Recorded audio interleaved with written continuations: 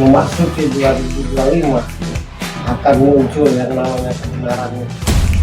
Jadi berhati-hatilah bagi yang bohong. Kita lihat aja. Kalau ditanya apa karena banyak yang bohong? Bukan. Tapi sudah saatnya yang namanya kebenaran itu turun muncul. Selama ini kalau aku mengetahui sesuatu cukup teman-teman banyak yang tahu. Nah, kalau kali ini publikasikan akan muncullah sebuah kebenaran sehingga yang bohong akan terlihat.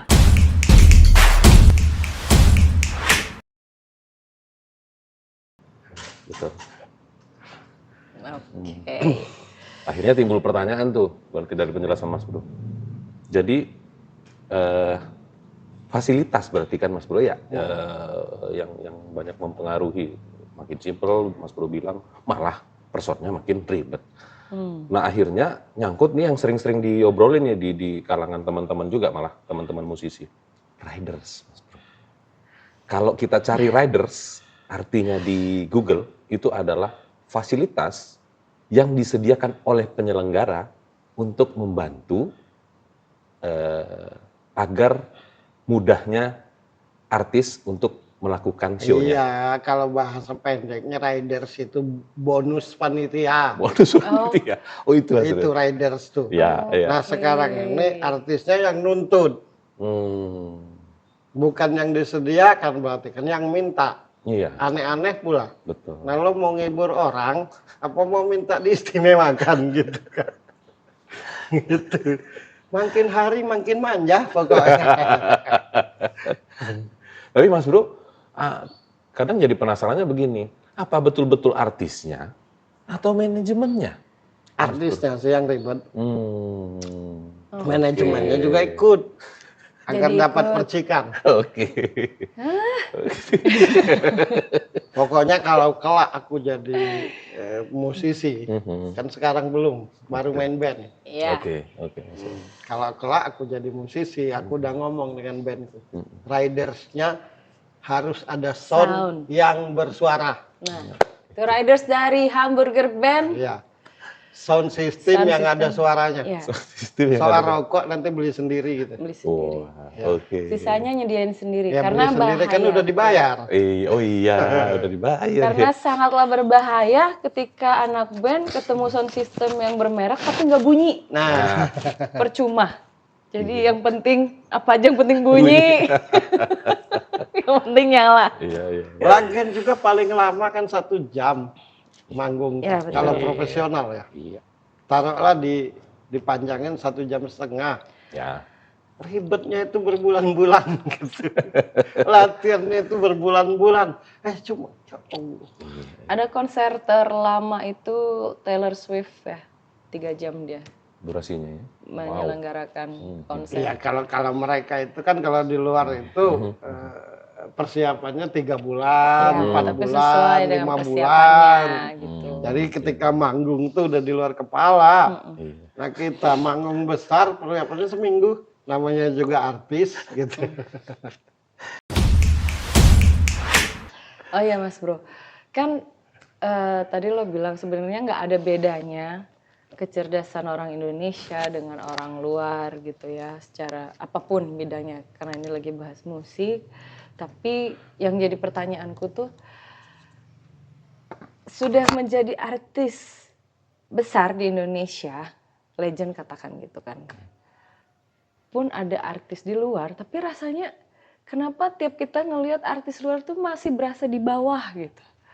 Berasa di bawah artis luar negeri gitu. Padahal sama-sama di negaranya sama-sama terkenal, sama-sama legend, Ya karena sama-sama hebat gitu. karena gini, kalau artis luar itu ya memang sepanjang dia jadi pemain musik, ya seumur hidupnya mikirin musik. Satu, belajar latihan tuh nggak udah kan, nggak ada batasnya. Kan gitu. Kalau kita di Indonesia ini kan yang penting labelnya artis. Ya. Setelah itu artis. Nah, gitu. Oh, oke. Gitu. Oke.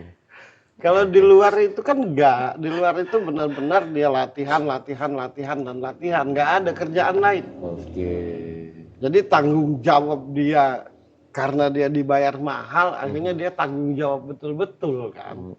Makanya ke penontonnya berasa kan. Oke. Mereka itu ya memang ya kalau pemain gitar ya ngurusin gitar seumur hidup. Kalau pemain bass ngurusin bass seumur hidup. Kalau pemain keyboard ya ngurusin keyboard. Kalaupun dia ada bisnis, orang lain yang jalani.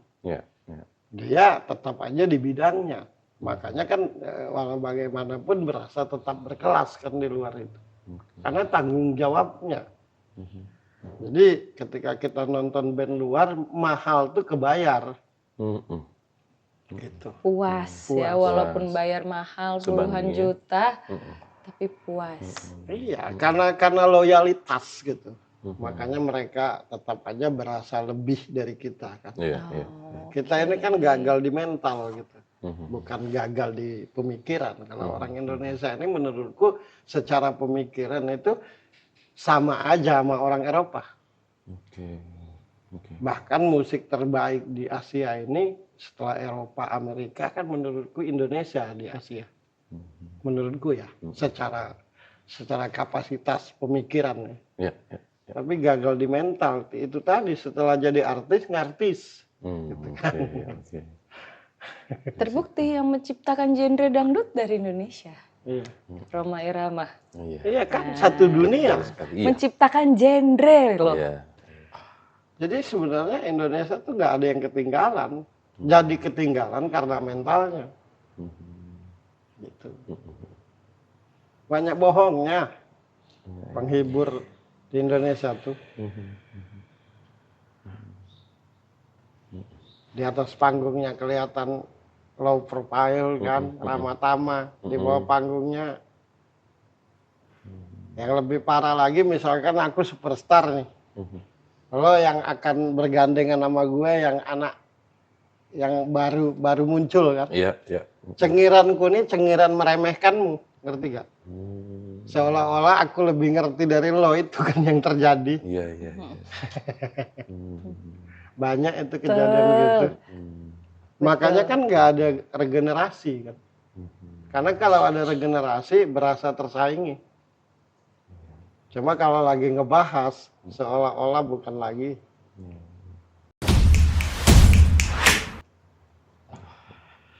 Gitu. Jadi benar-benar lalu sungguh-sungguh lalu dalam menghibur.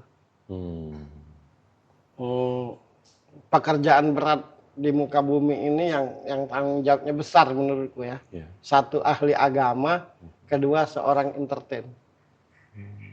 Karena kenapa? Kalau ahli agama itu antara yang disampaikan dengan akhlaknya mesti sinkron. Entertain itu kan kata lain dari penghibur. Nah kalau dia tidak sungguh-sungguh menghibur, apa yang dia sampaikan tuh nggak nyampe ke hati penonton. Penghibur tuh harus berhati bersih. Harus benar-benar baik, bukan basa-basi. Nah, kalau sekarang ini basa-basi, dia baik kepada yang bisa menguntungkan dia. Penghibur itu tidak boleh ada alasan. Oh ya, karena aku lagi urusan pribadi lah, karena patah hati lah, nggak boleh. Nggak boleh. Jadi syarat mutlak untuk jadi penghibur itu harus hatinya tuh bersih. Benar-benar dia tuh menghibur gitu. Walaupun mungkin dalam kondisi terluka, mungkin dalam kondisi capek. Jadi dia benar-benar gitu. Orang itu kan yang dibayar orang itu kan kesenangan. Rasa senang. Karena sangat senang dia rela bayar berapapun penonton tuh. Ternyata yang menyenangkan, yang tugasnya menghibur tidak menyenangkan kan. Malah ingin dilayani. Gimana sih? Makanya kian hari kian melempem gitu. Kian hari kian nggak nyampe ke telinga, ke hati, permainan segala macam, cepat bosan kan. Betul. Di luar negeri itu masih berani kan untuk konser tunggal. Setiap band itu.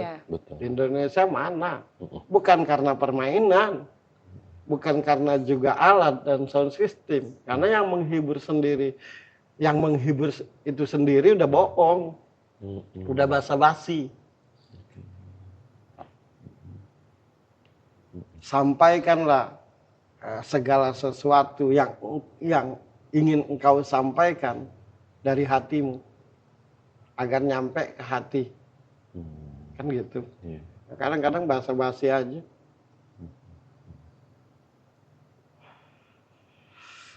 Yang penting aku bisa jalan-jalan, dibayar, udah. Yang menghibur tidak tahu kan, yang datang tadi mungkin jual apa, mungkin apa, mungkin nabung. Iya. Iya betul. Iya. Kalau Nggak. zaman dulu sampai kemah ya. Iya, betul. Mau konser Untuk tuh, nyebat, ya. Iya, betul. 3 hari lagi udah nyampe di lokasi, Iya. nginap. Iya. Banyak bohongnya menurutku, apapun dominannya di dunia entertain itu banyak bohongnya. Penghiburnya tuh banyak bohongnya gitu. Sok ramah, sok sopan, sok mengerti, sok paham. Padahal semuanya basa-basi. Gitu. Akhirnya dia sendiri bingung, kok gak greget lagi ya main. Ya karena lo bohong. Iya. Lo mah basa-basi. Jadi seni itu kata lain dari kejujuran. Seni itu kata lain dari apa adanya. Jadi kalau lo munafik, kalau lo berbohong, apapun yang engkau berikan kepada orang tidak akan nyampe ke hatinya. Pekerjaan berat seorang entertain tuh. Jadi kalau tidak sungguh-sungguh mending berhenti. Nah kalau di luar entertain kan tak perlu menyenangkan, yang penting hasil kerjanya bagus. Oke, iya. hasil Walau akhir. nggak ngomong, misalkan ahli komputer, yang penting dia buat komputer bagus. Iya, betul Mas Bro. Nah Ya, kalau ya. entertain tuh mesti benar-benar. Ya. Permainan bisa dipelajari. Ya. Iya. Permainan itu bernyanyi bisa dipelajari, main gitar bisa dipelajari, main bass bisa dipelajari, apapun jenis alat musik bisa dipelajari. Kan gitu. Ya. Tapi yang tak bisa dipelajari itu adalah kejujuran hati. Nah, kalau lo jujur apa adanya, sampai kapanpun lo akan diingat. Tapi kalau lo bohong artis pula, ribet pula, tunggu aja saat tenggelam. Nah, jangan kecewa gitu. Kan gitu. Iya.